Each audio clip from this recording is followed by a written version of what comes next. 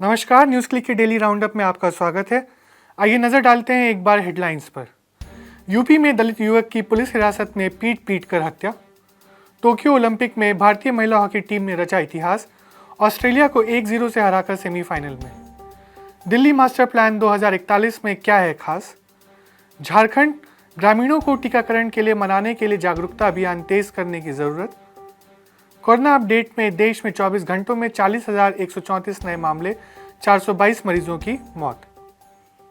हमारी पहली खबर जो है वो उत्तर प्रदेश से है। उत्तर प्रदेश के संत कबीर नगर के बघौली ब्लॉक के शिव बखरी के रहने वाले बहराइची को 27 जुलाई को बखीरा पुलिस थाने में पीट कर मार दिया गया। बहराइची और उनके 3 बेटों पर गांव के रहने वाले महेंद्र की बेटी को अगवा करने का आरोप था। उन्हें 25 जुलाई को गिरफ्तार किया गया था। मीडिया खबरों के अनुसार बहराइची के भाई विनोद ने बयान दिया है कि उन्हें रात को 10 बजे गांव के पूर्व प्रधान का फोन आया कि बहराइची थाने में फिसल कर गिर गया है। जब वो अपने भतीजे अनुराग के साथ थाने पहुंचे तो उन्होंने देखा कि बहराइची की लाश थाने में पड़ी हुई थी, मुंह में कपड़ा था और पूरे बदन में खून से लथपथ था। इस मामले के बाद संत कबीर नगर के एसपी ने थाना प्रभारी मनोज कुमार को सस्पेंड कर दिया है। संत कबीर नगर पुलिस द्वारा दर्ज की गई एफआईआर में शिव बखरी के रहने वाले महेंद्र, रविंदर, गौरव, विवेक, सूरज और धीरज पर धारा 365, 302 और 201 लगाई गई है। एफआईआर में थाना प्रभारी का नाम मनोज कुमार सिंह न लिखकर सिर्फ एसएचओ लिखा गया है। बहराइची एक किसान थे। उनके पास 5 मंडी जमीन थी और वे गांव के बड़े किसानों से पट्टे पर जमीन लेते और उसमें खेती करते थे। बहराइची अपने माता पिता, पत्नी दुर्गावती, दोनों बेटों संजय और कुंदन और संजय की पत्नी रानी के साथ रहते थे। उनका एक बेटा अशोक चेन्नई में पेंटर का काम करता है। उनकी बेटी मंजू शादीशुदा है और कहीं और रहती है। कुंदन ने हाल ही में इंटर की परीक्षा पास की है। उत्तर प्रदेश में दलितों के खिलाफ ये हमले नए नहीं हैं, बल्कि हाल के दिनों में ये मामले बढ़ते हुए दिखाई दे रहे हैं। पिछले 1 महीने से भी कम समय में हमने अमेठी, अलीगढ़, कानपुर और अन्य जगहों पर दलितों की हत्या की खबरें सुनी हैं। दूसरी खबर टोक्यो ओलंपिक से। ड्रैग फ्लिकर गुरजीत कौर के गोल और गोलकीपर सविता की अगुवाई में रक्षा पंथी के बेहतरीन प्रदर्शन से भारतीय महिला हॉकी टीम ने टोक्यो ओलंपिक खेलों के क्वार्टर फाइनल में सोमवार को यहां विश्व में नंबर 2 ऑस्ट्रेलिया को करीबी मुकाबले में 1-0 से हराकर पहली बार ओलंपिक के सेमीफाइनल में प्रवेश करके नया इतिहास रचा है। वहीं भारतीय पुरुष हॉकी टीम के 49 वर्ष बाद सेमीफाइनल में जगह बनाने के बाद विश्व में 9वें नंबर की महिला टीम ने यह इतिहास रचा। सेमीफाइनल में उनका सामना बुधवार को अर्जेंटीना से होगा, जिसने एक अन्य क्वार्टर फाइनल में जर्मनी को 3-0 से हराया है। गुरजीत ने 22वें मिनट में पेनाल्टी कॉर्नर पर महत्वपूर्ण गोल किया। इसके बाद भारतीय टीम ने अपनी पूरी ताकत गोल बचाने में लगा दी, जिसमें वह सफल रही। गोलकीपर सविता ने बेहतरीन खेल दिखाया और बाकी रक्षकों ने उनका साथ अच्छा दिया। आखिरी 2 क्वार्टर में ऑस्ट्रेलिया ने लगातार हमले किए, लेकिन भारतीयों ने उन्हें अच्छी तरह से नाकाम किया।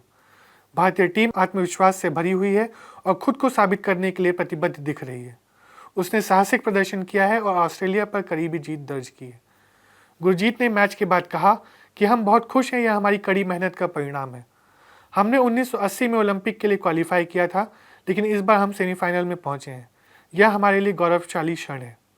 उन्होंने कहा, टीम परिवार की तरह है, हम एक दूसरे का पूर्ण समर्थन करते हैं और हमें देश का भी समर्थन मिलता है। हम बहुत खुश हैं। भारतीय टीम का ओलंपिक में सर्वश्रेष्ठ प्रदर्शन इससे पहले मॉस्को ओलंपिक 1980 में था, जब टीम चौथे स्थान पर रही थी, लेकिन तब वह केवल 6 टीमों में हिस्सा लिया था और मैच राउंड रॉबिन आधार पर खेले गए थे। रानी रामपाल की अगुवाई वाली टीम की यह जीत इसलिए भी महत्वपूर्ण है क्योंकि उन्होंने पूल चरण में उसे शुरू से संघर्ष करना पड़ा। भारतीय टीम अपने पूल में दक्षिण अफ्रीका और आयरलैंड को हराकर चौथे स्थान पर रही थी, जबकि ऑस्ट्रेलिया अपने पूल में शीर्ष स्थान पर थी। दिल्ली मास्टर प्लान 2041 के जरिए डीडीए अगले 20 साल में दिल्ली को और बेहतर बनाने की कोशिश करेगी। इस मास्टर प्लान के तहत डीडीए आम लोगों को सहूलियत देने पर जोर दे रही है। आखिर क्या है दिल्ली का मास्टर प्लान 2041? आइए सुनते हैं न्यूज़ क्लिक के इस खास वीडियो में। 2021 के बाद अभी जो नया मास्टर प्लान बना है, इसमें एक और बहुत बड़ा चेंज दिख रहा है और वो ये है, अब टोटल सरेंडर। सरकार अब कह रही है न हम नया बना सकते हैं और न हम पुराने को ठीक कर सकते हैं। अब वो कह रही है कि ये सारा प्राइवेट करेगी। अब वो पूरी झलक है, मतलब जो हम हाँ, इतना समय। वो तो पूरी तरह से दिखता है। लैंड पूलिंग का इन्होंने लैंड मोनेटाइजेशन भी इसमें साथ में होता है। Land pooling, in situ upgradation, privatisation of electricity, privatisation of water, ये सब इन्होंने 2021 तक जगह जगह पे एक्सपेरिमेंट कर डाले। अब एक्सपेरिमेंट करके अब 2041 में ये सारा declare, this is now become public policy, कि अब पूरे शहर को टुकड़ों टुकड़ों में बांट के इसको प्राइवेट को भेज। दैट्स इंटरेस्टिंग जो आपने कहा कि एक्सपेरिमेंट का फेज था 2001 से 2021 और अब वो पब्लिक पॉलिसी का पार्ट है, मतलब प्राइवेट पब्लिक पॉलिसी बेसिकली वो आ गया। तो देखिए आप, मैं आपको उसकी मिसाल दे देता हूँ। इन सीटू अपग्रेडेशन की इनकी पहली, जो इनका पहला एक्सपेरिमेंट है, वो है जब इन्होंने कठपुतली कॉलोनी को तोड़ा और रहेजा बिल्डर को दे दिया। मैं रहेजाज का नाम लेने वाला था। जी जी जी। हाँ, रहेजा बिल्डर्स को दे दिया। अच्छा, रहेजा बिल्डर्स ने वहां पे क्या तमाशा किया, वो पॉलिसी थी 60-40 की, 60% लैंड झुग्गी वासियों की होगी, 40% बिल्डर को जाएगा। लेकिन 40% में दो हिस्से थे, 20%, 20% पे बिल्डर अपना रेजिडेंशियल कॉम्प्लेक्स बनाएगा जिसको वो बेचेगा, 20% में वो कमर्शियल कॉम्प्लेक्स बनाएगा, लेकिन किसके लिए, ईडब्ल्यूएस के लिए। और 60% में he would build high rise tenements for the residents of Katputli colony. This was all supposed to be done in 2 years. It is now already in 9 years. Still not completed.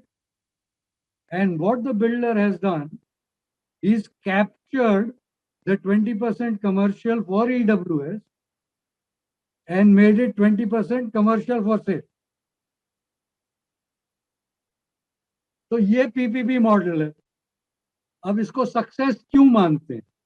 इसको success इसलिए मानते हैं कि रहेगा profit बना रहे। इसको success इसलिए नहीं मानते हैं कि कठपुतली कॉलोनी के लोगों को मकान, वो आज तक नहीं मिला और न मिलेगा।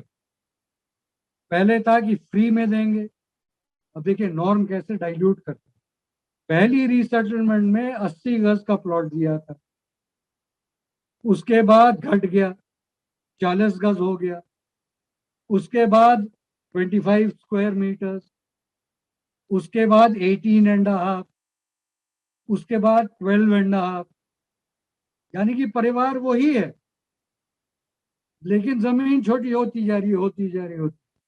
और अब क्या है कि हम जमीन भी नहीं देंगे, अब हम तुमको मंजिल पे फ्लैट देंगे। So you cannot expand, you cannot do anything, you are confined.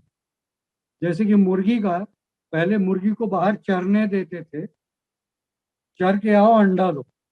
अब क्या हो गया है कि इसी में बैठे रहो और इसी में बैठ के अंडा दो। This is modernisation, this is productivity.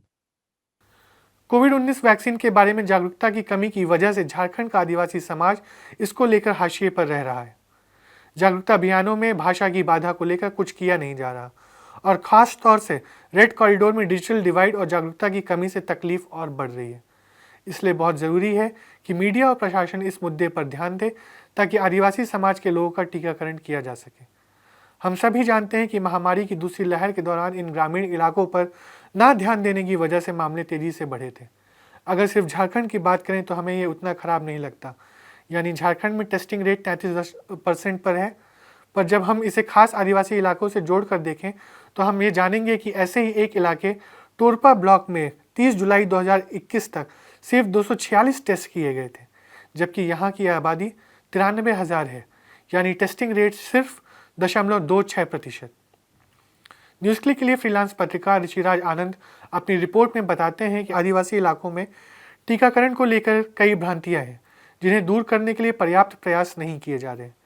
टोरपा block के जापुरगंज टोली में रहने वाले 16 साल के शुभम कहते हैं कि वो वैक्सीन नहीं लगवाना चाहते क्योंकि ये सरकार की साजिश है उन्हें ख़त्म करने की। वो कहते हैं कि ना तो वो कोविड को मानते हैं और ना उनके गांव के और लोग इसे मानते हैं। वो बताते हैं कि उनके गांव वालों ने गांव के बाहर बोर्ड भी लगा दिया है कि किसी भी बाहरी का गांव के अंदर आना मना है। इस बीच जापुरगंज के ग्रामीणों को वैक्सीन लगाना शुरू किया गया है, लेकिन फिर भी उन्हें लगता है कि यह उन पर थोपा जा रहा है। दूसरी ओर जापुरगंज में यह रणनीति काम कर रही है कि पहले उन लोगों को टीकाकरण हो जिन्हें ग्रामीण भरोसेमंद मानते हैं। यह पूरी रिपोर्ट आप हमारी वेबसाइट www.newsclick.in पर पढ़ सकते हैं। और अंत में कोविड-19 के अपडेट। केंद्रीय स्वास्थ्य मंत्रालय द्वारा आज सोमवार 2 अगस्त को जारी आंकड़ों के अनुसार देश में पिछले 24 घंटों में कोरोना के फिर से 40,000 से ज़्यादा नए मामले यानी 40,134 नए मामले दर्ज किए गए हैं। इसके अलावा कोरोना से आज 422 मरीजों की मौत हुई है, जिनमें 157 मरीजों की मौत महाराष्ट्र में हुई है, उड़ीसा में 64 मरीजों की मौत और केरल में 56 मरीजों की मौत हुई है। साथ ही इसी दौरान देश भर में कोरोना से पीड़ित 36,946 मरीजों को ठीक भी किया गया है और एक्टिव मामलों में 2,766 मामलों की बढ़ोतरी हुई है। देश में कोरोना के मामलों की संख्या बढ़कर 3,16,95,958 हो गई है, जिनमें से अब तक 4,24,773 लोगों की मौत हो चुकी है। देश में कोरोना से पीड़ित 97.35% यानी 3,08,57,467 मरीजों को ठीक किया जा चुका है और देश में एक्टिव मामलों की संख्या बढ़कर 1.30% यानी 4,13,718 हो गई है।